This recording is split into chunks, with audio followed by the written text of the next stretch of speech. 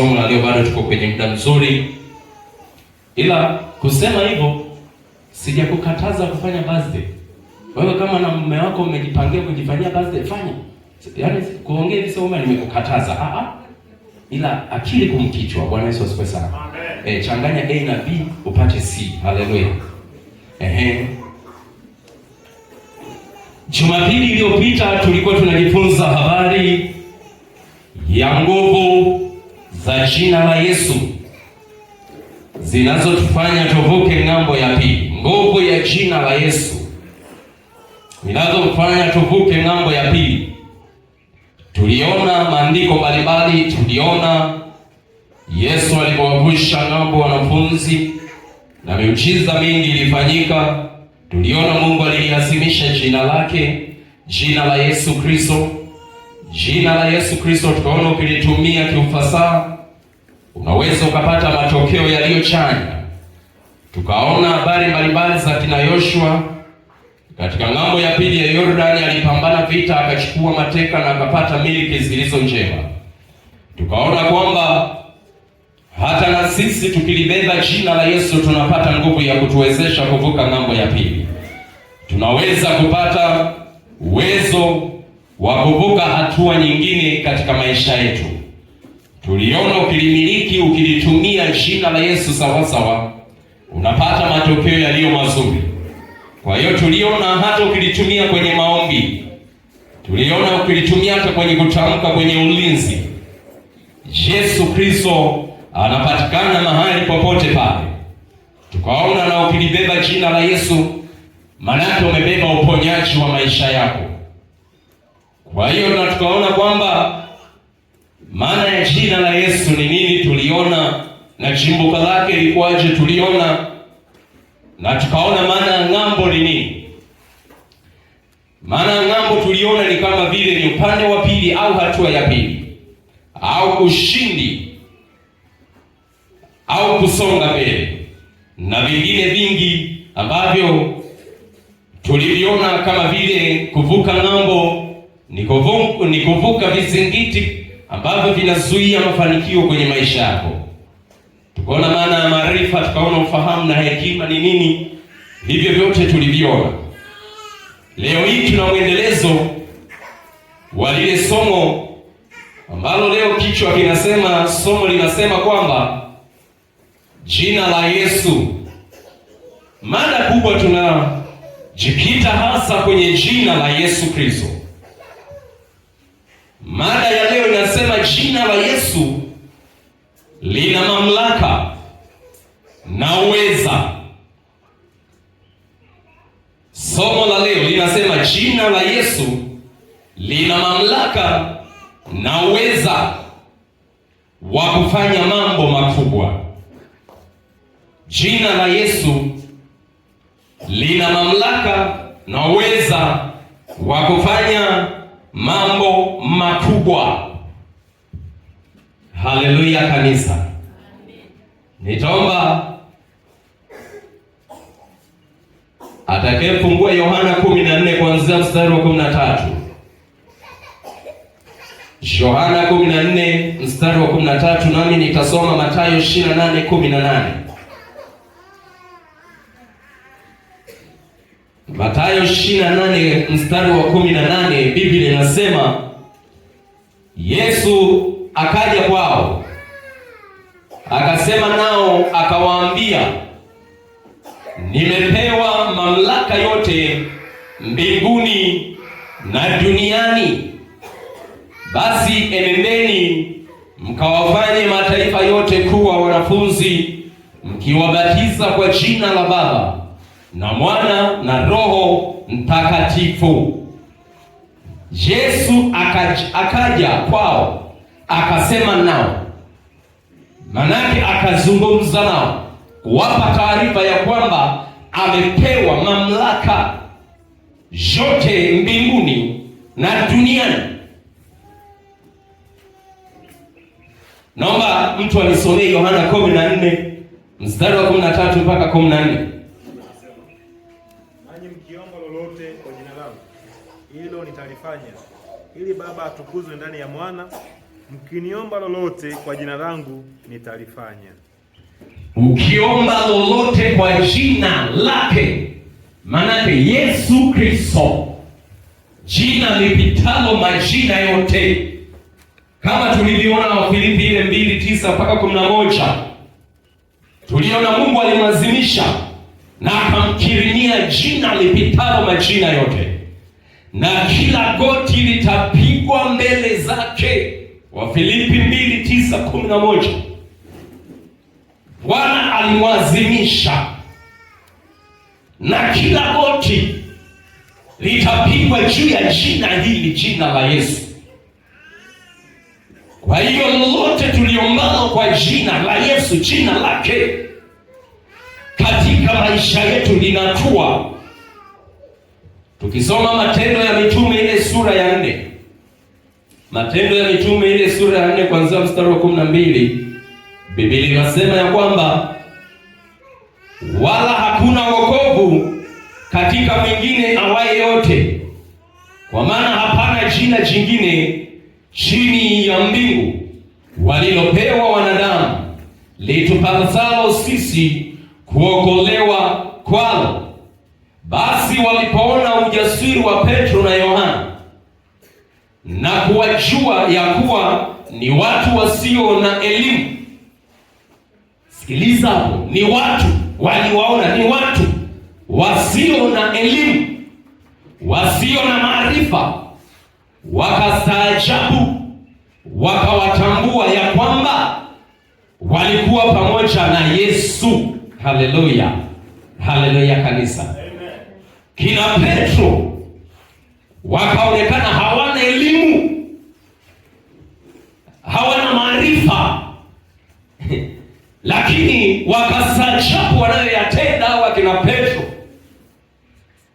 Ni kwa sababu wanaye Yesu Kristo ambaye ni Mungu pamoja nasi. Haleluya. Kwa hiyo japo watu waliwaona hawana elimu, lakini walipokuwa na Yesu walionekana wana elimu, walionekana ni watu wa tofauti, hata kuzidi wale wenye elimu. Unapokuwa na elimu ya darasani, nilikwambia ile Jumapili, mtu anaenda darasani kukusanya maarifa ili baadaye ayatumie. Bwana Yesu asifiwe sana. Haimaanishi kusoma sana ndio unaweza ukawa mtu wa ajabu sana au mtu wa kutisha sana. Ile jumlisha kusoma sana, jumlisha ukiwa na Yesu Kristo, hapo wewe ndio unakuwa mtu wa tofauti katika ulimwengu huu. Bwana Yesu asifiwe sana. Haleluya kanisa. Lakini hivyo hivyo pia ufahamu wa Biblia unaopata na maarifa ya kiBiblia unayoyafundishwa na ukayakusanya, ukayatumia, ukapata hekima ya kimungu na Yesu Kristo akawa ndani yako, wewe pia unakuwa ni mtu wa tofauti katika dunia hii. Haleluya, haleluya kanisa. Utafika mahali watajiuliza, huyu imekuwaje hajasoma hata kidogo? Lakini unayoyatenda ni zaidi ya wasomi, unayoyafanya ni zaidi ya maprofesa, zaidi ya mawakili, yaani unaopewa hali ya juu sana, kwa sababu unaye Kristo ndani yako. Haleluya, haleluya kanisa. Kuna mtu bado hajanielewa. Tunazungumzia jina la Yesu, lina mamlaka na uweza wa kufanya mambo makubwa. Mambo makubwa manake yale ambayo akili za kibinadamu haikutarajia.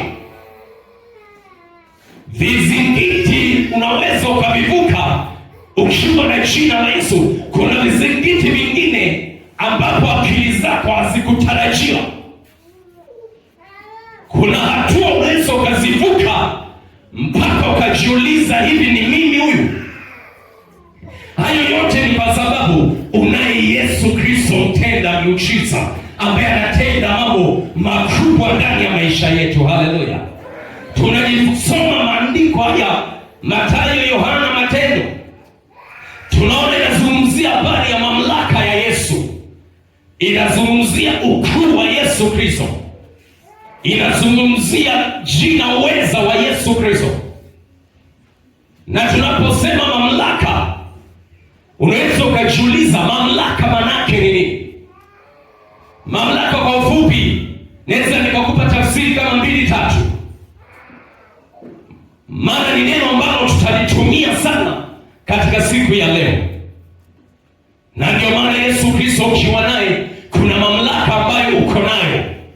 Hapaswi shetani kukuoneonea hovyo hovyo, kwa sababu una mamlaka ya jina la Yesu Kristo wa Nazareti. Haleluya. Kuna situation hazitakiwi kukuonea kwa sababu umepewa mamlaka.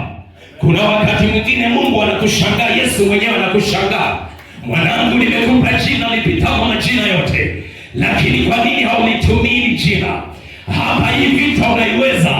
Niko libeba jina la Yesu kuipiga hii vita unaiweza. Ili kuvuka hivi vizingiti, mwanangu, inafika mahali Yesu mwenyewe anakushangaa. Unaanza kuhangaika ABCD, hangaika na moja tu, jina la Yesu Kristo. Ukiona network hazisomi, hali ya hewa imeharibika, tumia jina la Yesu kutenda mambo makubwa. Haleluya. Hahitaji msaada mwingine wa kidaktari, hahitaji msaada mwingine wa kidunia, wa kiganga. Ipo jina la Yesu Kristo linalotenda miujiza. Ukitamka inakuwa, kwa sababu umepewa mamlaka ya kutamka juu ya kinywa chako. Haleluya. Tunapozungumza mamlaka, tunazungumza mamlaka inayotoka kwenye kinywa, ambayo inatoka ndani ya moyo wako, ambaye ulipokea kupitia Yesu Kristo. Kuna mamlaka ya kiroho na kuna mamlaka ya kimwili. Ya kimwili ni utawala ambao Mungu anakupa katika dunia hii. Anakupa sehemu yako. Wewe ni daktari, wewe mwanajeshi, wewe mwanasheria, wewe ni rais. Huo ni utawala ambao Mungu anakupa mamlaka, anakupa utumike katika hilo eneo. Wewe ni kiongozi wa kikundi, wewe ni kiongozi wa wafanyabiashara, wewe ni kiongozi wa familia. Sikiliza, hata kuitwa mama, kuitwa baba ni mamlaka uliopewa ya kuongoza familia. Ujue hilo. Bwana Yesu asifiwe sana. Kwa hiyo Mungu kakugawia eneo lako. Mwanangu, watoto wangu, ni kilichounganishwa na Mungu mwanadamu akitenganishi. Manake ni nini? Amewapa mamlaka ya kumiliki ndoa, ya kuitawala familia, ili muweze kuisimamia vizuri. Manake yupo rahisi, yupo na waziri mkuu ambaye ni mke. Manake mnaongoza hiyo jokofu la familia. Kwa hiyo inategemeana na hayo mamlaka mtayatumiaje. Tunazungumzia jina la Yesu linaloweza, lenye mamlaka na uweza wa kufanya mambo makubwa. Lakini tukija katika roho, ulimwengu wa roho, manake Yesu Kristo amekupa kumiliki katika anga, kumiliki katika ulimwengu wa kiroho kwa kutumia jina la Yesu. Amekupa nafasi ya kutawala. Haleluya, haleluya. Amekupa nafasi ya kutamka, amekupa nafasi ya kunena, amekupa nafasi ya kukemea kwa mamlaka ya jina la Yesu. Sijui kuna mtu ananielewa hapa. Unaona kuna kagonjwa kanasumbua familia, kagonjwa kama zabau, kama gonjwa kameingizwa kwenye familia, kanatafuna uchumi wa familia. Ni kama zabau, kama gonjwa. Unapata pesa, huyu anaumwa ABCD, haifanyi chochote. Na hizo ni dalili ambazo kuna madhabahu imeingizwa. Umepewa mamlaka ya kunena juu ya hiyo madhabahu. Ifike mahali, chukua hata kiti, ieleze kwamba wewe kiti kama madhabahu ambao umeingia kwenye familia yangu. Ninakuamuru kwa mamlaka ya jina lipitalo majina yote, wewe madhabahu, achia familia yangu. Yesu Kristo amekupa nafasi hiyo katika ulimwengu wa kiroho. Sikiliza, nilipokuwa mdogo nilianza kujitambua pale Singida, maeneo ya Utemili, karibu na Sido, kuna viwanda vya alizeti viko pale. Nikiwa bado mdogo, niko kama darasa fulani, mama aliumwa ghafla akazidiwa. Baba yuko kijijini anapambana. Kaka zangu wengine walikuwa wakai nyumbani. Mama akaumwa ghafla akazidiwa akadondoka chini. Lakini mama alikuwa ndio mzee wa kanisa kipindi hicho. Akaniambia, mwanangu, nimezaliwa kwenye familia iliyookoka. Kwa hiyo nikatembea, baadaye nikaokoka mwenyewe. Haleluya. Kwa hiyo mama akaniambia, mwanangu, ninaomba weka mkono juu ya kichwa changu. Najihisi kama vile naiaga dunia. Mama amezidia pale, yani ameanguka, hana nguvu. Akaniambia, mwanangu, weka mkono juu yangu niombee. Nikamwambia, mama, nitaombaje? Sikiliza, kuna wakati mwingine yani unashindwa uombeje. Na ndio maana kuna wakati Mungu anakuambia, leta hoja yenye nguvu mbele yangu, njoo tuzungumze. Wewe badala ya kuleta hoja yenye nguvu unaanza kulalamika mbele za Bwana. No, hautapata majibu. Yesu Kristo atakwambia, njoo leta hoja, leta mada. Ni sawasawa na umeenda kwenye interview, kwa manake ili upate kazi. Mtu anakuambia jielezee, introduce yourself, yani elezea, tupe mwanga kidogo wa maisha yako. Unaanza kusema, familia yangu ina maisha magumu, sijui unawekwa esi. Leta hoja, leta uzoefu wako wa kazi ulionao, leta experience ya maisha yako ya kazi ambayo unaiomba. Ndicho tunachokitaka. Yesu Kristo nako ni hivyo hivyo. Leta nyoka, leta mada inayoeleweka mbele yangu ili nikujibu mwanangu. Haleluya, haleluya kanisa. Tunajifunza habari ya mamlaka linayopatikana katika jina la Yesu. Mama akaniambia, weka mkono. Akaniambia, mwanangu, wewe unalijua jina la Yesu? Nikamwambia ndio. Nikaweka mkono. Nilipoweka mkono nikaanza kwa jina la Yesu. Yesu mponye. Ni maneno machache tu. Yesu mponye mamangu. Yesu mponye mamangu. Yesu mponye mamangu. Nikarudia, nikaendelea kuomba. Ila ghafla maneno yakaanza kuchanganya. Nikaanza kukemea ile nguvu ambayo ilikuwa imemvamia mama. Ule ugonjwa nikaanza kukemea, ila kupitia mamlaka ya jina la Yesu, si jina la Daudi. Mama akaanza kuinuka. Ndio mchiza wangu wa kwanza kuona Yesu akitenda juu ya macho yangu. Mama akaanza kupata nguvu. Ananiambia, mwanangu, asante Yesu, nimepata nguvu. Akainuka, alikuwa hawezi kuinuka. Kwa hiyo hayo ni mamlaka. Umepewa mamlaka ya kulitumia jina la Yesu ili lilete matokeo chanya kwenye maisha yako. Kuna maisha mengine shetani amekukandamiza. Kuna situation zingine shetani amezileta kwenye ndoa yako ili aweze kupoteza kwenye destiny yako, kwenye hatima yako. Umepewa mamlaka na Roho Mtakatifu kutambua nyakati na majira, ya kwamba wakati huu si sahihi, wakati huu ni shetani kaingilia. Kuna vita vingine vya ndoa haupaswi kuvigombana. Wakati mwingine mrejee, mgeukie Bwana kama Zakaria alipogeuka kwenye ukuta akamgeukia Bwana. Kina Meshaki, Shadraka walimgeukia Bwana. Hapa sina gerezani walimgeukia Bwana. Elia na wale manabii wa Baali alimgeukia Bwana wa majeshi, akaleta hoja yenye nguvu. Kuna wakati mwingine hautakiwi kujitetea wewe kama wewe, unatakiwa umwache Bwana wa majeshi akutetee ili jina lake litukuzwe, kwa sababu ana mamlaka yasiyoshindwa na kitu chochote katika dunia hii. Kwa hiyo una situation zingine, take your time, take your place. Yani manake chukua nafasi yako, chukua hatua, alafu tenda katika hoja ambazo Yesu Kristo anakutaka utembee nazo. Madhabahu, umegundua madhabahu ya umaskini katika familia. Sikiliza, na unaweza ukafuatilia masomo yangu yote ukaona kama vile nakemeaga sana umaskini. Sikiliza, umaskini ni utumwa na uchukia. Bwana Yesu asifiwe sana. Umaskini uchukie, kwa sababu hata Mungu mwenyewe anauchukia. Haleluya. Usikubali. Umaskini ni utumwa katika hii dunia. Umaskini umaskini ndo tu. Ndio maana tunapokuambia tupambane, pambana, weka program zako, pambana juu ya maisha. Usitegemee miujiza ya Mungu umekuja nne, unategemea miujiza. Yesu atatenda miujiza.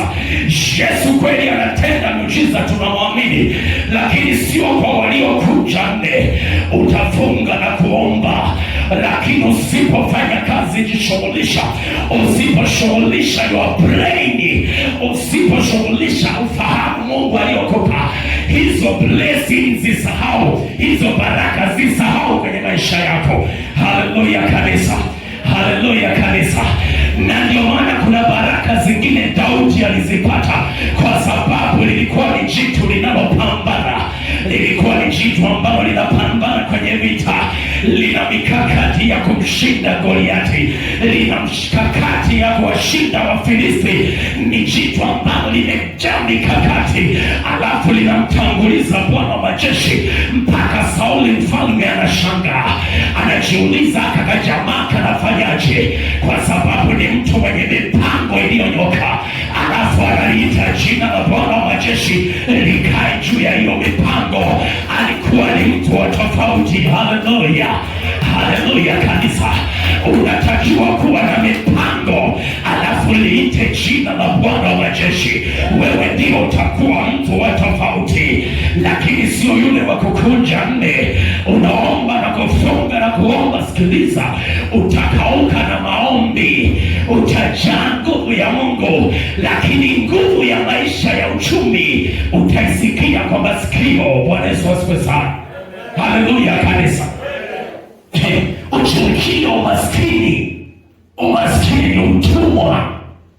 Umaskini umepelekea mpaka baadhi ya Wakristo kwenda kunyenyekea matajiri wengine na kupewa masharti ya ajabu kwa mtu ya umaskini. Yani ya ile shida inamfanya na mweka Yesu pembeni kidogo. Umepewa mamlaka, itumie mamlaka ya fahamu, mamlaka ya maarifa. Yesu anakupa maarifa uyatumie kwenye hii dunia. Haleluya, haleluya kanisa. Wengine wanachua wanaenda Freemason ni nini? Kwa sababu ya umaskini. Ukiangalia kuanzia mababu mpaka watoto wake ni umaskini unawakandamiza kandamiza, lakini Bwana wa majeshi amekupa mamlaka, anakuambia njoo mwanangu, leta, njoo mwanangu, nimekupa moyo wa hodari, leta maada mezani, utakachoniomba kwa jina langu Yesu Kristo nitakifanya. Haleluya. Kwa mamlaka ya jina la Yesu, Yesu ana uwezo wa kubadilisha historia. Yesu ana uwezo wa kupindua yale ambayo waliyatarajia yanakuwa tofauti kwa sababu ya mamlaka ya jina la Yesu. Wanatarajia wakuangushe, lakini Yesu Kristo anatarajia akuinue zaidi. Haleluya, haleluya. Tunalindwa na mamlaka ya jina lipitalo majina yote. Tunalindwa na nguvu isiyo ya kawaida, nguvu ambayo haipimiki, nguvu ambayo wachawi wakija kwako wanakutana na moto, alafu kesho unasikia jamaa fulani ni mchawi. Yes, ni mchawi kwa sababu nina moto wa Yesu Kristo, nina nguvu na mafuta ya Yesu Kristo. Haleluya, haleluya. Chukia hicho kitu. Pesa na mali ni vya Bwana, ila inategemea naje hizo pesa na mali kuzipata, juhudi yako. Haleluya. Zipo madhabahu tumezishuhudia zimevunjwa na familia inaanza kutiririka, inabarikiwa na hizo baraka. Nilishawahi kuambia historia ya ukoo wetu. Kwetu baba alizaliwa wawili, wakazaa watoto nikiwemo na mimi. Ukoo mzima wa baba ilikuwa hakuna mtu kuvuka la 7, lakini kwa kuwa ni Yesu na ilikuwa imeandikwa hivyo. Kwa hiyo ukiangalia ukoo mzima hakuna aliyovuka la 7. Wengine wanaacha la 2, wengine la 4, wengine wanafeli. Yaani sekondari ukoo wetu tulikuwa tunaisikia tu kwa masikio, lakini kwa kuwa neema ya ilianza kuketi ndani yangu mapema, nikaanza kuchua namna kutegua. Hii ni madhabahu iliyokamata koo. Nilianza na mimi, haikuwa rahisi, ila nilisimama na jina la Yesu. Nikasimama, nikatoboa ule ukuta wa kwanza wa watu kutokufaulu na 7. Nikafaulu. Ukoo wakasemezana, huyu kijana imekuwaje amevuka? Ukiangalia makaka wote wamefeli, wameacha. Tukaenda form 4. Nikatoboa ule ukuta, nikaangukia chuo nako walitegemea nitaacha, lakini nikatoboa kwa jina la Bwana wa majeshi, sio kwa akili zangu. Haleluya! Nikafungua yale mageti yote kwa kutumia jina na mamlaka ya Yesu Kristo. Nikamaliza chuo, nikawa mtu wa kwanza kuangukia serikalini kwenye ukoo mzima. Mpaka sasa aliyeko serikalini ni Daudi, ambalo ni Daudi anaimbwa. Kwa sababu gani? Ila unaweza ukazania ni rahisi, lakini huyu Daudi amepita vizingiti. Alibeba zege, amekosa ada, anapiga zege tofali za inchi 6, anapandisha kwenye ghorofa, anatafuta hela. Manake mikakati ile Mungu akaiona, akasema hili ni jembe, acha niliweke. Baraka za kumaliza chuo Mungu akaniwezesha, nikamaliza. Kwa hiyo Mungu anapenda watu wenye mikakati. Haleluya! Kwa hiyo nikafungua hiyo mageti yote, ila kwa kutumia mamlaka ya jina la Yesu ambalo lina uwezo wa kufanya mambo makubwa. Nikamaliza chuo, na sasa hivi kuna mdogo wangu anasomea udaktari. Kwa sababu gani? Anapitia baraka Daudi alizozifungua kwa kutumia jina la Bwana wa majeshi. Haleluya! Haleluya kanisa. Tunajifunza habari ya mamlaka. Mamlaka ni nguvu ambayo anayopewa mtu. Mamlaka, nikupe maana chache sasa. Mamlaka ni nguvu anayopewa mtu na Mungu juu ya maisha yake ya kila siku. Mamlaka ni nguvu anayopewa mtu na Mungu juu ya maisha yake ya kila siku. Manake mamlaka, tunaposema mamlaka, tunasema ni nguvu ile unayopewa na Yesu Kristo. Unapookoka tu unavikwa nguvu ya Yesu Kristo, na ndio maana wengine wakibatizwa tu wanavuviwa na Roho Mtakatifu. Hapo wanajazwa nguvu ya Roho Mtakatifu. Kwa sababu gani? Unapewa mamlaka ndani ya wokovu. Unapewa nguvu ya kukusaidia ndani ya wokovu. Haleluya! Mamlaka ni kutawala. Mamlaka ni kutawala au kumiliki. Mamlaka ni kutawala, ni ile hali ya kutawala au kumiliki. Maana Yesu anakupa wigo mkubwa wa kutawala. Na ndio maana ukifuatilia vitabu vingi waandishi wanavyoviandika, chimbuko lake ni Biblia. Bwana Yesu asifiwe sana. Chimbuko lake ni Biblia. Fuatilia tu vizuri. Kuna maarifa ya dunia ambayo watu wanayatumia kutoka kwenye Biblia, wanafanikiwa, wanapata utawala, wanapata kumiliki. Tunaposema rais ni mtawala, sikiliza, na anatawala kweli, na ndio maana akipita hapa ni mtawala, anapita, gari zote zinasimamishwa, watu wote wanahusika na usalama wako barabarani. Kwa sababu gani? Mtawala anapita, anayemiliki anapita. Sasa katika ulimwengu wa kiroho na nyama, Yesu Kristo pia katupa kutawala na kumiliki, katupa mamlaka ya kutamka. Na mamlaka chanzo chake ni kutamka na kuamini. Ndio maana kuna siku nilikwambia hatima yako ya maisha yako inategemea na maneno ya kinywa chako. Wakati mwingine shetani ametukamata kwa maneno yetu. Sikiliza nikuonyeshe hilo andiko, usije ukasema tunaongea tu. Hebu soma Methali 6:2. Kuna wakati mwingine shetani anatuhukumu kwa maneno ya vinywa vyetu. Tunajifunga na maneno ya vinywa vyetu. Ndio maana kuna mambo mengine haupigi hatua, kwa sababu kinywa chako kimekufunga mwenyewe. Ni sawasawa na ukienda mahakamani, wakili yule anaweza akaichezea saikolojia yako kwa maneno yako hayo, sheria ikakukamata. Ndivyo hiyo na shetani anafanya, anakushawishi.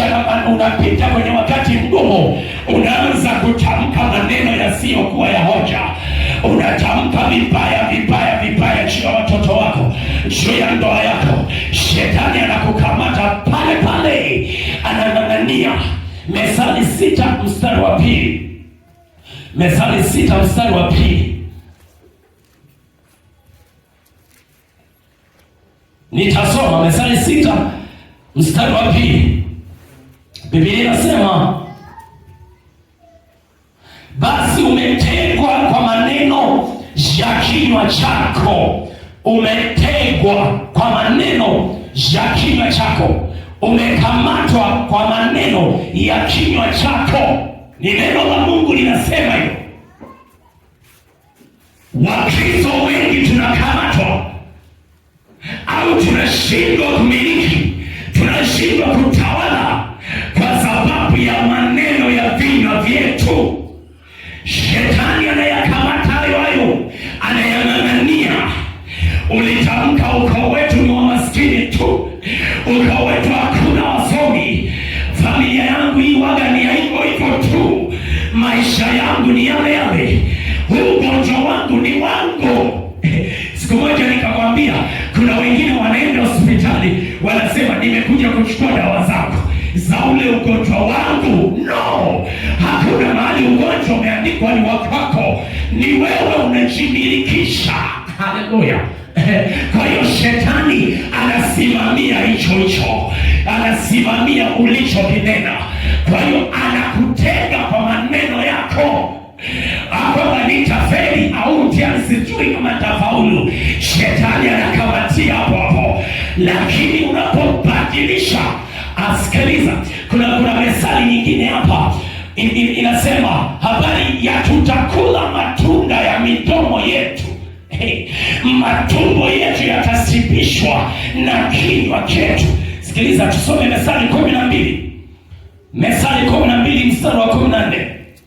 Uone raha ya kinywa na faida ya kinywa, mamlaka yaliyopo kwenye kutamka.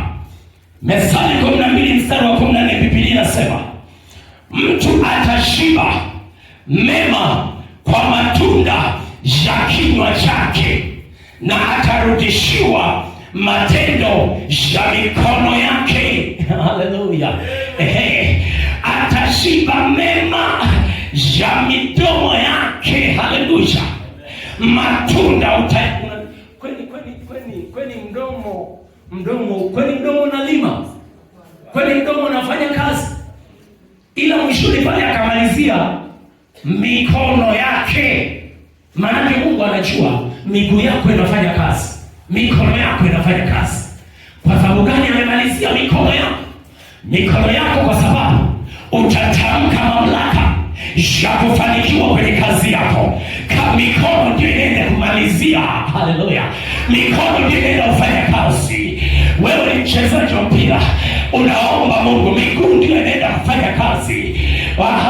Wewe mwanariadha, wewe ni unafanya kazi yoyote, mikono ndio inaenda kushughulika.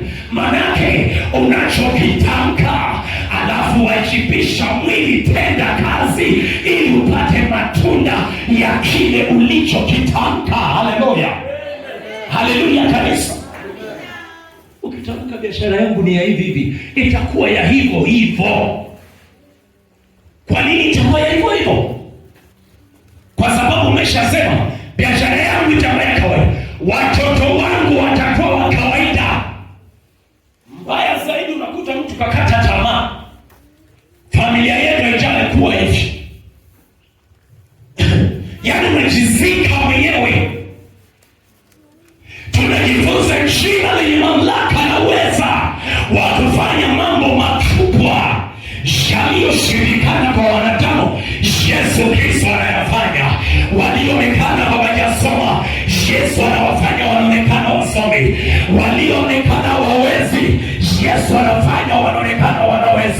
walionekana wadhaifu, Yesu anawafanya wanaonekana imara.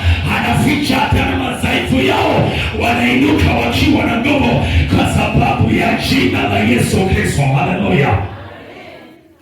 Utakula maneno, utakula mema ya kinywa chako. Bwana Yesu asifiwe sana. Mwaka 2024 na kutolea ushuhuda 2024, nadhani kwenye mwezi wa 9 au 10 hapo, niliitwa kwenda kufanya interview Arusha. Kipindi hicho naishi Tabora, nikaitwa kwenda kufanya interview Arusha, face to face na wale wasimamizi. Lakini kabla sijaingia, mimi nilikuwa nimevaa shati la mikono mifupi. Kiukweli sijapewa ombi, sijui ndio nini ya kuchomekea. Mungu anisamehe. Na mke wangu alikuwa anataka mwanaume ambaye anachomekea na smart. Sasa mke wangu bahati nzuri kapewa hivi, jamaa hapendi kuchomekea. Mke wangu asijisikie vibaya, ila ni mataji tu. Unaona? Kwa hiyo wale pale kwenye mtihani nje, chumba cha mtihani nje, wakaniambia jamaa, chomekea, kwa sababu ukichomekea ni max tosha. Yaani maana yake unaonekana wewe ni smart. Sasa vijana wenzangu pale wakawa wanahangaika, chomekea, yaani mpaka wengine wanabadilisha mkanda uliochoka choka. Mimi niko na mkanda wangu ule wa mwaka 2000 na ngapi wa ngozi, yaani mpaka wale nadunda nao. Bwana Yesu asifiwe sana. Uzuri wanaume wanga hatuna mambo mengi. Ndio maana nikwambia tukikukuta unafanywa birthday tunakupiga viboko. Haleluya. Unaona, niko na mkanda wangu ule wa miaka. Unaona, ni shati la mikono mifupi, sijachomekea. Kiukweli Mungu anipe neema. Yaani nasemaga hata nikitwa na rais, taharamikia kanunua ile shati lenye michaniko hapa. Imradi tu nisikuchomekee. Kama tu nilipofunga ndoa, baada ya kufunga ndoa tumetoka ukumbini, tunaelekea honeymoon. Kabla sijafika honeymoon nimeshachomoa.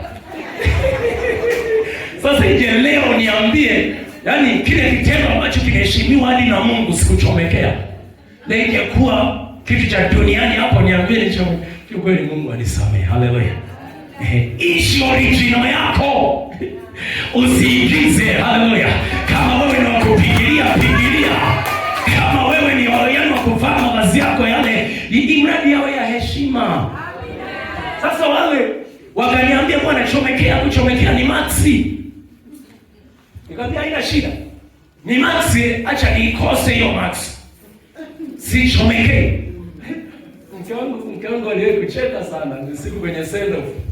Yule msimamizi wake alikuja kutupokea. Tumetoka Tabora na washenga wangu, tumeenda Dar es Salaam kwenye kutangaza uchumba. Kwenye kutangaza uchumba. Tumeenda pale. Yule rafiki yake akatupokea. Alipotupokea akaniona, kwanza wakulia kwangu kuna dokta yupo Dar es Salaam. Sasa hivi yuko Dar es Salaam. Na mwingine naye yuko huko Dar es Salaam.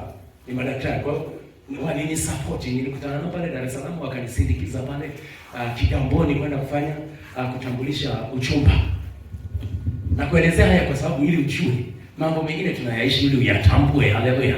Ishi kwenye original yako. Haleluya. Usiteki maisha ni mabaya yatakufanyia ukose baraka zingine. Amen. Haleluya. Sasa akatoka kanisani akaja barabarani kabisa kutupokea. Sasa akapiga jicho. Piga katikati. Akaona mimi ndio nilikuwa nimekaa katikati. Tunaenda vidume wa kulia kwangu na kushoto kwangu wamechomekea, wamelamba. Sasa tumekaribia na mlango na tumekaribia na mlangoni, anauliza hivi. Akaniuliza mimi, wewe ndio mhusika? Nikamwambia ndio.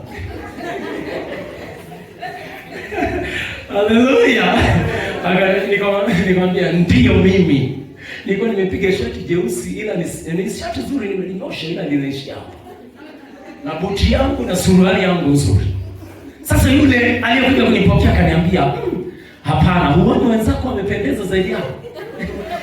Moyoni tu nikasema wewe ungechua tu nilivyopendeza ndani ya Yesu.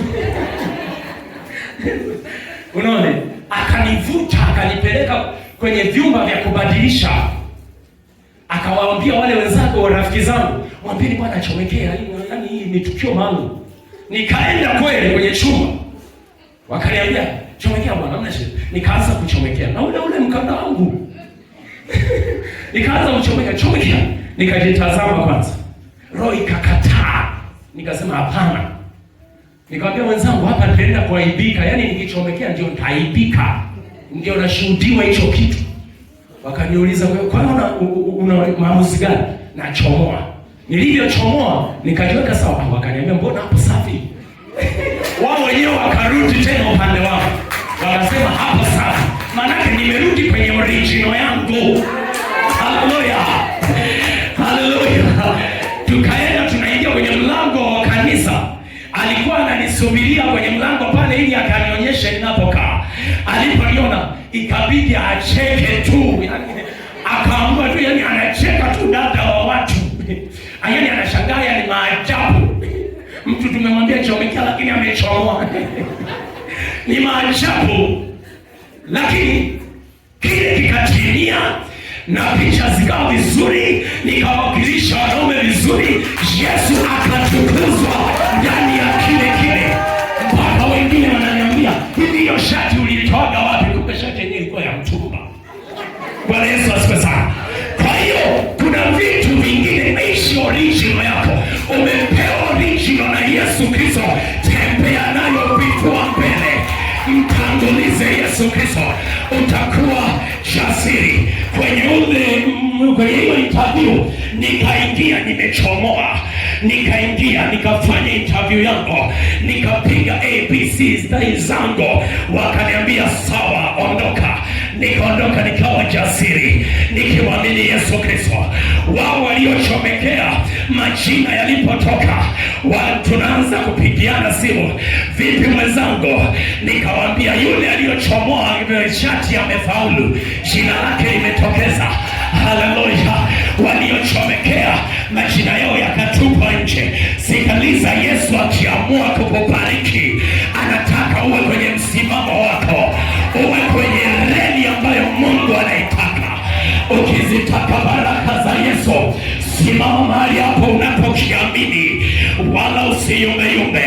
Umepewa mamlaka ya kutamka, umepewa nguvu ya kutembea nayo, umepewa maamuzi. Sikiliza, niliwaambia kuvuka ng'ambo ni kuchukua maamuzi magumu ambayo watu watakuona ni crazy, watakuona wewe azimo. Sikiliza, familia yangu, ukoo mzima, nilipokaribia kufunga harusi, familia yote ikagoma.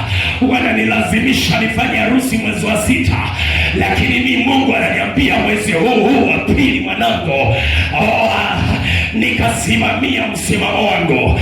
Ndugu na jamaa wakakaa kimya, hawakutoa mchango. Hata baba na mama hawakuhudhuria. Alihudhuria mdogo wangu mmoja tu, ambaye ndio sasa hivi yuko chuo ambaye tunamsomesha. Sikiliza, nikwambia, walikata kina kaka wakakaa pembeni, lakini nilisimama na msimamo ule Mungu alioniambia. Yesu Kristo akaniunulia wazazi kule, akaninulia kina kaka kule, akaninulia majirani kule. Kwa sababu gani? Yesu kisimama naye, hata damu ikikutenga, jamii ikikutenga, Yesu amekupa mamlaka, hayatakutenga. Nguvu iliyokupa Yesu haitakutenga. Atakuinulia majemedari, atakuinulia wafadhili, atakuinulia waombolezaji, atakuinulia makamanda wa kushikamana nao. Wala usiangalie nyuma, angalia mbele kwenye hatima yako. Hatima yako iko mbele, hatima yako haiko nyuma, iko mbele daima. Kizazi chako ili kibarikiwe, upige hatua mbele. Chukua maamuzi yaliyo magumu, alafu baadaye watajivunia kupitia hayo maamuzi magumu. Haleluya, haleluya kanisa.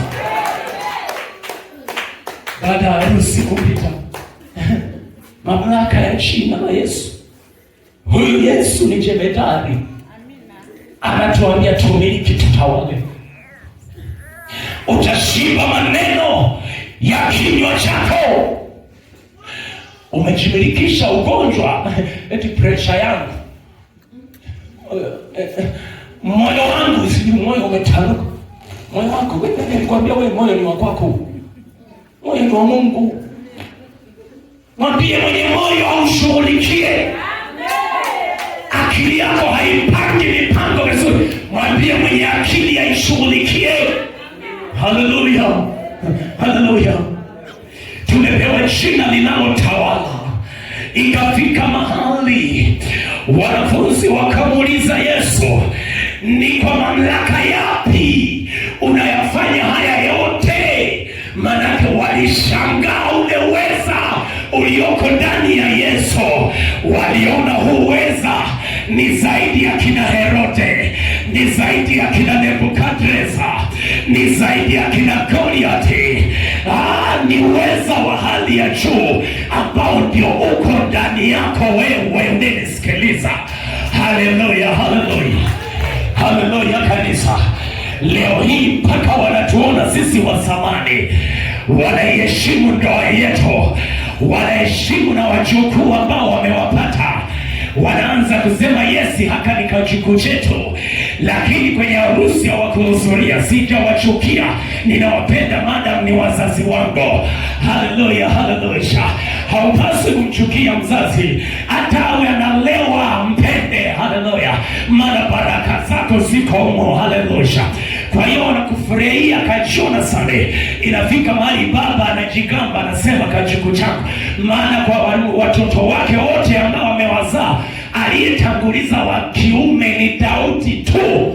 Abedio anasema yes, huyu ndio mtawala wa ukoo. Abedio Jonathan, haleluya, ni mtawala wa ukoo, lakini sitaki atawale mabaya ya ukoo, atawale kwa jina la Bwana wa majeshi. Haleluya, haleluya kanisa.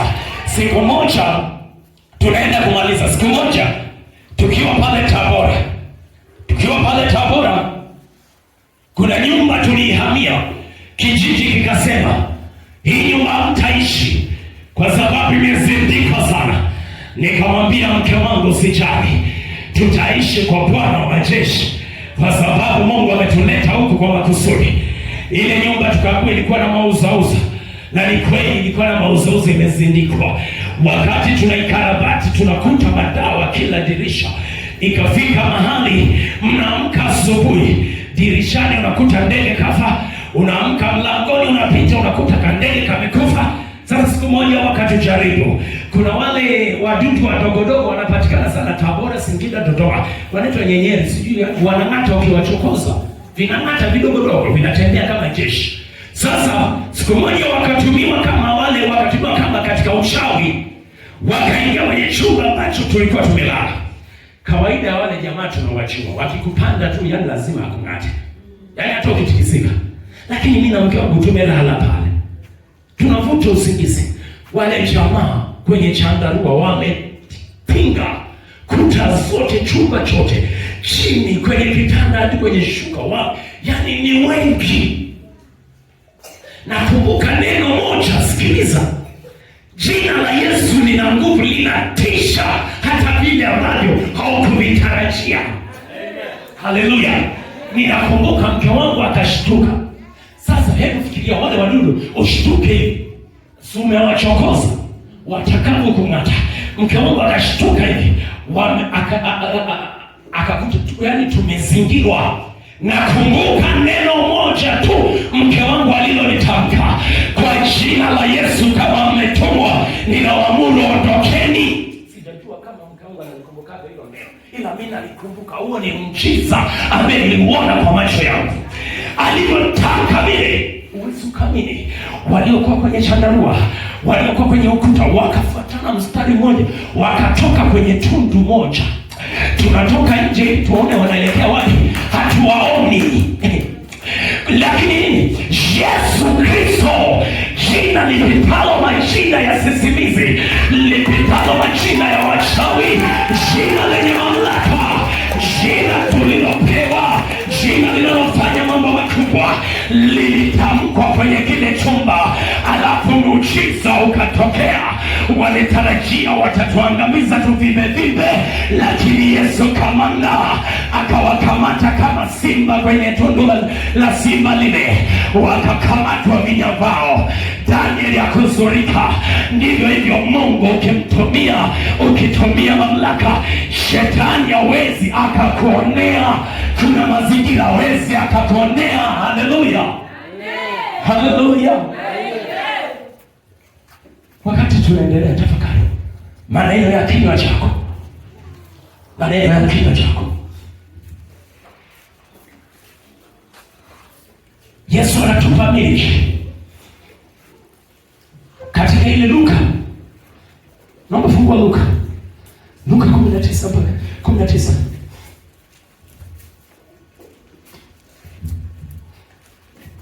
Luka 19. Biblia inasema kuanzia mstari ule wa 17. Biblia inasema, sikiliza haya maandiko.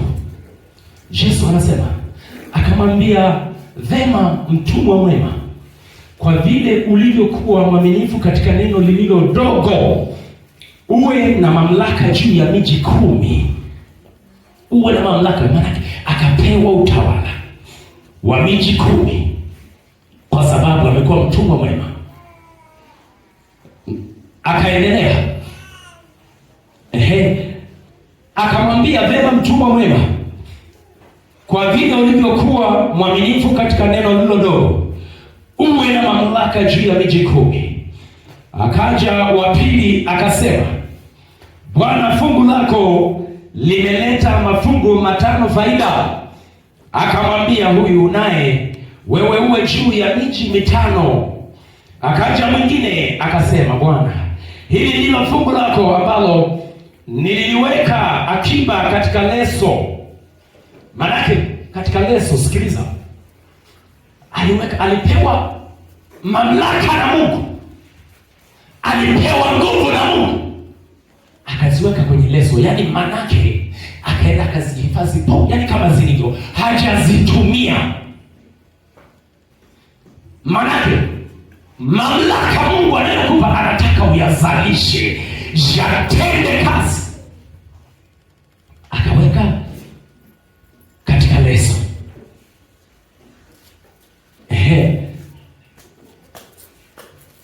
Ile 19, akaweka katika leso. Mstari wa 21, kwa maana nilikuogopa, kwa kuwa mtu mgumu, waondoa usichoweka, wavuna usichopanda. Akamwambia, nitakuhukumu kwa kinywa chako, mtumwa mwovu wewe. Ulinijua kuwa ni mtu mgumu, niondoaye nisichoweka na kuvuna nisichopanda. Sikiliza, kuna wakati Mungu mwenyewe atatuhukumu kwa maneno ya vinywa vyetu. Huyu mtumwa akapewa mamlaka, yani akapewa mtaji, ambaye sisi tumepewa mtaji ni jina la Yesu Kristo. Sasa unakuta mwingine kaokoka. My friend, ili kumiliki, tumia jina la Yesu lilopewa. Haleluya. Ili kutawala, tumia jina la Yesu. Ili kumiliki, tumia jina la Yesu. Yaliyoshindikana kwa Yesu yanawezekana kwa kutumia mamlaka. Haleluya. Umepewa wokovu ambaye ndio jina la Yesu. Ni vyema ukawa mtumwa mwema, ukatumia hiyo mamlaka ili aweze kuzalisha. Sikiliza, kwa kinywa chako, kwa kutamka, unaweza ukaponya maskini, unaweza ukasababisha maskini wakapata haki zao, unaweza ukasababisha wengine wakapata stahiki zao kwa kutumia mamlaka na kinywa ulichopewa.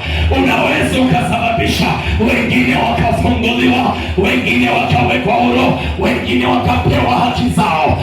Ukamimina maombi ya kinywa chako kwa kutumia mamlaka uliopewa. Unajua kuna maskini wanadhulumiwa, unajua kuna mahali kuna ukandamizaji. Yesu Kristo kakupa mamlaka ya kutamka ili kuwapa maskini haki zao, kuwapa yatima haki zao. Ni lini umeomba kwa habari ya yatima? Ni lini umeomba kwa habari ya wajane wagane? tumia mamlaka. Mungu anakutaka utumie mamlaka juu ya hao watu ili waweze kupata baraka zao. Sikiliza, unaweza ukajiuliza ni andiko gani hilo ambalo linasema tusipoomba maskini wanaweza wasipate haki zetu. Sikiliza, ni kuonyesha hili hapa andiko. Naomba tufungue katika kitabu cha Methali. Tufungue katika kitabu cha Methali. Ile Methali 31 mstari wa 9. Ili uone kinywa chako kina mamlaka gani. Kina mamlaka ya kutamka na wengine akapata baraka. Na ndio maana Israeli ukilani na wewe unalaniwa, ukibariki na yenyewe unabarikiwa na wewe. Methali ile 31 ule mstari wa 9. Nitasoma 31 mstari wa 9. Biblia inasema, ni ukurasa wa mwisho kabisa wa Methali. Ule mstari wa 9 Biblia inasema, fungua kinywa chako, fungua kinywa chako, uhukumu kwa haki, uwapatie maskini na wahitaji haki yao. Uhukumu kwa haki. Kuhukumu ni kutoa maamuzi, ni kutoa mwafaka, ni kutoa hitimisho. Neno hukumu, hukumu ni kutoa maamuzi. Kuna maamuzi ya maisha ya watu wengine wanaonewa na shetani, yanasubiria kinywa chako kiinuke kitamke juu ya wale watu. Yesu aliagiza tuwafungue watu, tuwaweke huru watu ili waweze kupata haki zao, waache kuonewa na shetani. Haleluya! Kuna watu wanaonewa na shetani kwa sababu wewe hujafungua kinywa chako. Watoto wanaonewa na shetani kwa sababu wewe haujahukumu.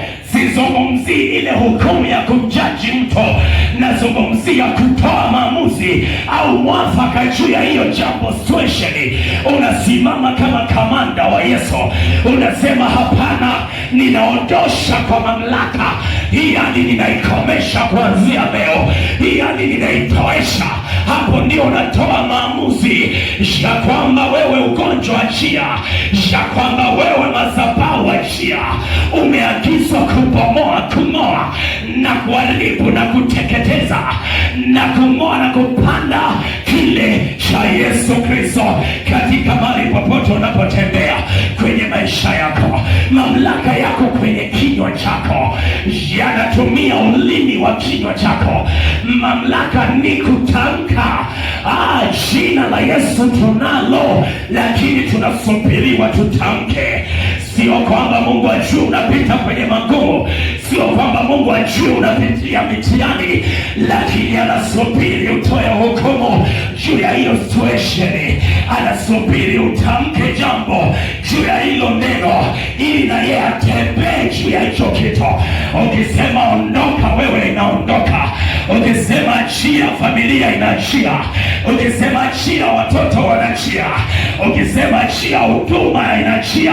Ukisema achia, kanisa inaachia. Ukisema achia, kwa jina la Yesu inaachia. Kama Petro na Yohana wakamwambia yule kiwete, kwa jina la Yesu inuka na utembee. Na wewe ndiwe ambavyo unapaswa kufanya kwa mamlaka ya Yesu Kristo yaliyoko ndani yako. Haleluya, haleluya kanisa, haleluya. Tunazungumzia habari ya mamlaka katika kile kitabu cha Yohana 12 ile 26. Wale wanaolitumikia jina la Yesu Mungu atawaheshimu. Yohana 12:26. Wanaolitumikia jina la Yesu Mungu atawaheshimu. Unajua kuheshimiwa na Mungu ni zile opportunity unazozipata, fursa unazozipata kwenye maisha yako. Umepata kibali kazini, umepata cheo, umepanda biashara yako. Sasa hivi ulikuwa unaagiza Bukoba, sasa hivi unaagiza Mwanza, wapi wengine. Kuna yupo rafiki yangu hapo Kariakoo anasema nimeenda hadi Zambia, nimeenda hadi wapi, Uganda. Kuna tena ni mama tu yuko hapo. Sema tu sasa hivi ameondoka hapo kale kwa anasema naagiza hadi Uganda. Yaani Mungu amempa fursa hizo kuvuka viwango. Kwa hiyo Mungu, hivyo ndio tunasema kuheshimiwa na Mungu. Manake hautaishia Mleba, wewe utatambulika Kagera na Tanzania na mataifa yote. Haleluya kanisa, kwa sababu umebeba jina la Yesu. Hiyo ndio tunasema Mungu atakuheshimu ukimtumikia. Haleluya. Katika Biblia Marko 16 kuanzia 17 mpaka na kuendelea, ile Marko 16:17 tunaona Biblia inasema kwamba kwa habari ya kuweka mikono, watatoa pepo, wataweka mikono juu ya wagonjwa, watapata afya. Sikiliza kile kitendo cha kuambiwa na Yesu ya kwamba tutaweka mikono na tutatoa pepo nao watatutii. Hiyo Yesu alitaka kutuonyesha mamlaka aliyotupa kupitia jina la Yesu, ya kwamba hata mapepo yanatii. Sikiliza, madhabahu zote za giza zinatawaliwa na mapepo na majini. Kwa hiyo kama Yesu ametuambia tukikemea na kuharibu, mapepo yatatutii. Manake una uwezo wa kuhamisha na kubomoa kila madhabahu ambazo zinafuatilia maisha yako. Kwa hiyo Yesu alitaka kutuonyesha mamlaka tuliyopewa ya kutamka na kutenda, na matokeo yakatokea. Haleluya kanisa. Ikasema zaidi, tutanena kwa lugha mpya. Ndio lugha huwa inamchenga shetani. Haleluya. Ni lugha tamu sana hiyo. Ni lugha ya ujazo wa Roho Mtakatifu. Tamani kujazwa na Roho Mtakatifu. Watashika nyoka, haitawazuru. Manake kuna mambo yatatarajiwa kutokea kwako, lakini na adui hayatakupata. Sikiliza, tunaposema neno mamlaka katika Biblia nzima, mamlaka imezungumziwa kama mara 76. Ukifanya research na tafiti, neno mamlaka imeonekana mara 76 kwenye Biblia. Ni namna gani inaonyesha kwamba mamlaka imezungumziwa mara nyingi, na Yesu anataka tutembee kwenye hayo mamlaka. Na ukizungumzia hiki kitu ambacho ndio kinatumia mamlaka, kinywani mwako, hilo neno limezungumziwa mara 403 kwenye Biblia. Hizo ni tafiti ambazo zinatusaidia kuona kwamba hivi vitu, viungo vina maana gani. Kinywani mwako, ili neno limezungumziwa si chini ya mara 403, ila neno mamlaka zaidi ya mara 76. Ni kuonyesha gani kuna umuhimu wa kutembea nayo haya maandiko na kuweza kuleta matokeo yaliyo mazuri kwenye maisha yetu. Haleluya. Ninaomba binti la kuabudu, tunapoenda kumalizia, Yesu Kristo ametupa mamlaka. Tumesoma hayo maandiko ambayo nimekupitisha nayo, lakini Yesu Kristo anaweka chemichemi ya baraka kwenye vinywa vyetu, anaweka miujiza kwenye vinywa vyetu, na ndio maana miujiza yote inatokea kwa kutamka. Mambo makubwa yanatokea kwa kutamka, kwa kupitia jina la Yesu. Kuna maisha ambayo tumeyaishi kwa sababu tumekamatwa na shetani. Shetani amekamata maneno yetu, amekamata maneno yako binti. Familia yako inateketea, ukoo wako unateketea kwa sababu mababu walikamatwa na maneno yao, yakawekwa kwenye mkataba. Lakini Mungu amekupa mamlaka, amekupa nguvu ya kutengua, amekupa mamlaka ya kutawala, amekupa nguvu ya kuinuka tena. Yawezekana ulionewa na shetani, kuna mahali ulionewa na giza, kuna maisha ulionewa na shetani, lakini yupo kamanda mwenye mamlaka ambaye ni Yesu Kristo wa Nazareti aliye hai. Kuna mahali biashara yako imeonewa na shetani, lakini lakini yupo kamanda jemedari wa kweli ambaye yeye anabadilisha na kupa mamlaka. Anakuambia inuka tena na uangaze, inuka tena na urejeshe kile kilicho chako, inuka tena na urejeshe nafasi yako. Hauna haja ya kuinama, hauna haja ya kuumia. Inuka ukiwa na kifua jasiri, maana Yesu Kristo yuko ndani yako. Shetani amekukandamiza vya kutosha, amekandamiza watoto wako vya kutosha, lakini leo umepewa mamlaka. Tamka na tengua yale uliyoyatamka, yale ambayo uliyatamkaga miaka iliyopita. Leo ni siku ya kuyatengua, kumwambia shetani ninaondoka huko, kumwambia shetani ninakuacha huko. Au umenionea kwa maneno yangu muda mrefu, lakini ninasimama kutengua. Yesu Kristo kamanda wa makamanda anaenda kutenda miujiza mahali hapa. Ndani ya kanisa atatenda miujiza, ndani ya uchungaji atatenda miujiza, ndani ya wazee wa kanisa atatenda miujiza, ndani ya washirika atatenda miujiza, kwa sababu tuna mamlaka ya kutamka. Ndani ya watoto atatenda miujiza, kwa sababu tumepewa mamlaka ya kutamka. Tumepewa neno, jina lipitalo majina yote, kwenye afya zetu, biashara zetu. Tumepewa jina lipitalo majina yote, hakuna cha uganga wala nini, ni jina tu pekee. Na Mungu anakutaka unene yaliyo mema, ukatae yale ambayo uliyanena.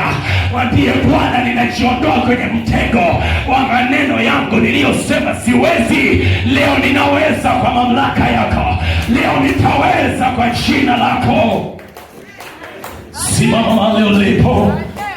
Rikaya mande rosia riba yanda raho ya babasai rikaya nerebosi na rama karia mamani rikayanda rosa kaya tarama ribose kaya masai rikayanda rema rama kuni. Yesu yuko mahali hapa, anatutaka tutumie mamlaka aliyotoka. Ametupa nguvu, ametupa nafasi, amekupa nafasi wewe. Tunaenda kuingia kwenye maombi. Hebu fumba macho yako. Ribosha karamande rebose remakuya. Ninaomba viti vya watoto viweze kukunjwa kunjwa. Operation inaenda kufanyika mahali hapa. Kuna nguvu inaenda kutembea mahali hapa, isiyo ya kawaida kwa watoto, kwa vijana. Nguvu inaenda kutembea mahali hapa, inaenda kukamata wingu la mahali hapa. Operation inaenda kufanyika. Maombi ya vita yanaenda kumiminika.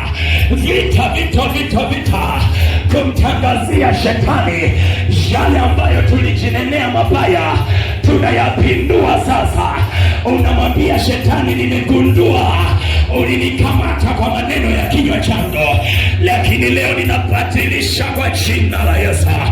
Ipo muujiza mahali hapa, imo nguvu isiyo ya kawaida. Mama, maisha yako yanabadilishwa, biashara yako inavuka viwango. A to B to Z. Yesu Kristo anatendayo. Ulijinenea biashara yako ni ya kawaida, tengua. Unamwambia Yesu Kristo, biashara yangu ni ya kimataifa. Maana ni utawala ulionipa, nimiliki biashara ya namna hii. Huyo ndio Yesu anataka tusimame tukiwa wajasiri na mioyo ya ushujaa, kumkataa shetani na maneno tuliyoyanena. Unayajua mwenyewe maisha uliyoyapitia, unajua mwenyewe situation unazozipitia. Kuna maisha umeyaishi ya maneno yako, kuna maisha zaidi ulionayo ni kwa sababu ya maneno yako. Umeshiba maneno ya kinywa chako, umeshiba matunda ya kinywa chako, unateseka kwa matunda ya kinywa chako. Tunaenda kuzama kwenye maombi ya vita. Mwambie Bwana, nitakase. Ninatubu kwa maneno niliyoyatamkaga, iwe kwa mume wangu, kwa mke wangu, kwa watoto, kwenye kazi yangu, biashara yangu, ujana wangu, binti wangu. Tengua kwanza.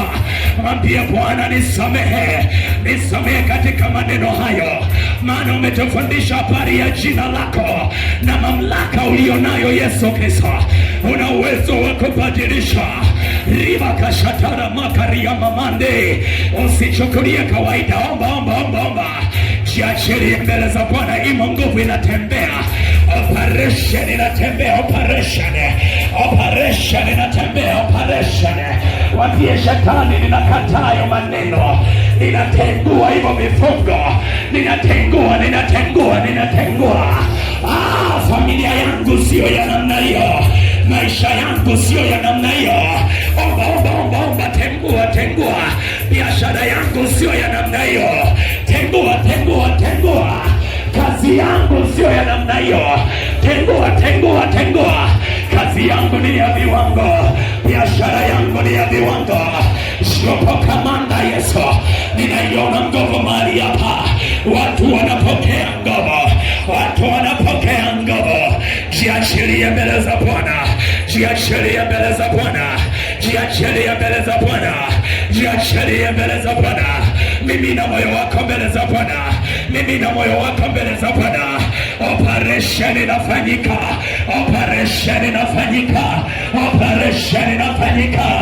Minyororo ya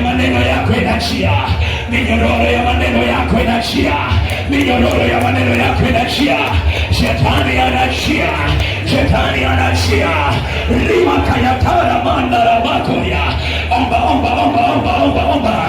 Jandere bokora papa. Jandara barika yandara barika. Roho Mtakatifu vuvia watu wako. Omba.